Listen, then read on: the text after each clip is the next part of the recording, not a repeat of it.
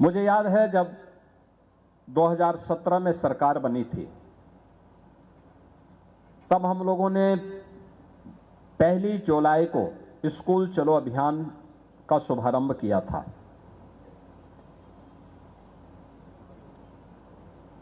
उससे पहले मुझे प्रदेश के अंदर अलग अलग जनपदों में जाने का अवसर प्राप्त हुआ था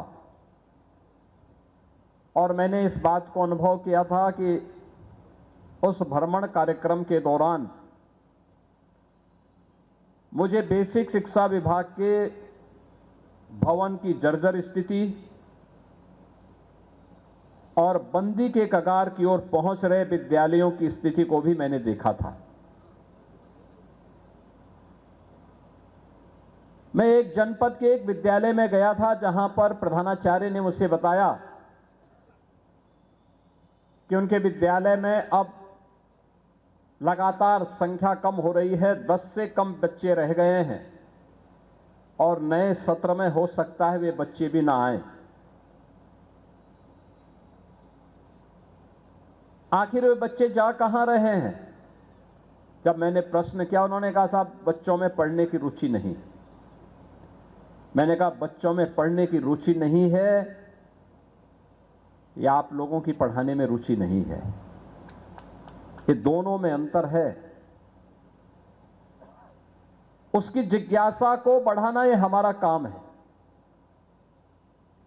शिक्षा ये केवल सर्टिफिकेट उपलब्ध करवाने का या डिग्री हासिल करने का माध्यम नहीं है। ये मनुष्य को मनुष्य बनाने के लिए, उसको संस्कारित करने के लिए,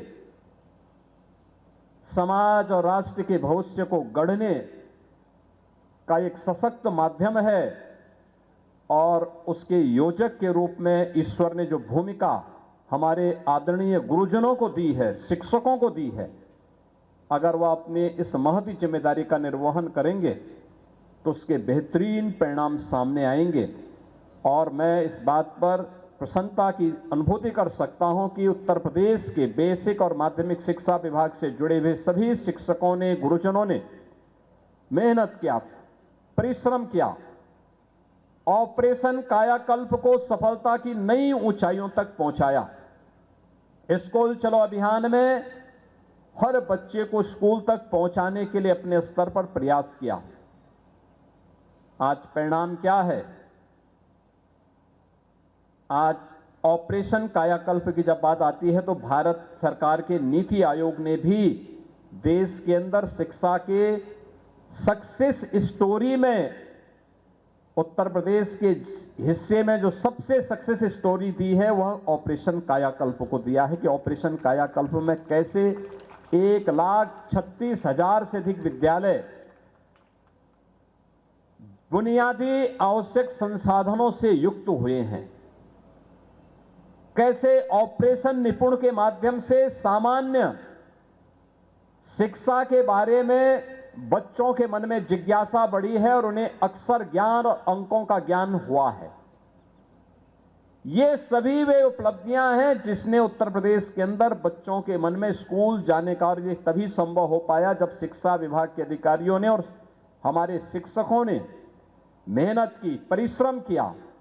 और आज परिणाम हमारे सामने है कि जो जर्जर हो चुका था वही विद्यालय में 3 वर्ष के बाद गया। तो 3 वर्ष के बाद मैं तब इसलिए गया था क्योंकि वही प्रधानाचार्य 3 वर्ष के बाद उस विद्यालय में 250 से ज्यादा बच्चे थे और विद्यालय का चयन, प्रधानाचार्य का चयन राष्ट्रपति पुरस्कार के लिए भी हुआ था। और तब मैं उस विद्यालय में फिर गया था। मैंने कहा क्या है? उन्होंने कहा साहब हमारे विद्यालय में अब 250 से ज्यादा बच्चे हैं और विद्यालय में हर अभिभावक इस कार्यक्रम के साथ जुड़ता है, वह आप भी उसका उदाहरण बन सकते हैं। आज जो चर्चा यहां पे हमारे मंत्रीगण कर रहे थे, सत्र के पहले की स्थिति क्या थी? न सरकार के एजेंडे में शिक्षा थी, न गरीब बच्चों के बारे में या सामान्य किसी भी बच्चे के बारे में कोई चिंता भी नहीं थी। क्योंकि उनके लोग नकल कराते थे। नकल कराने के लिए उनके लिए आवश्यक था कि स्कूल में पठन पाठन न हो, भले इन बच्चों के भविष्य पर विपरीत असर पड़े, उन पे कोई चिंता नहीं होती थी, उनका अपना काम चल लेता था। एक काम चलाओ व्यवस्था से समाज का उन्नयन नहीं होता है, राष्ट्र सशक्त नहीं होता है, समृद्धि की नई ऊंचाइयों तक हम नहीं प्राप्त कर सकते। याद रखना, सामाजिक और आर्थिक समानता लानी है, सामाजिक न्याय के लक्ष्य को सही मायने में जमीनी धरातल पर उतारना है, तो हमको सबको शिक्षित करना पड़ेगा।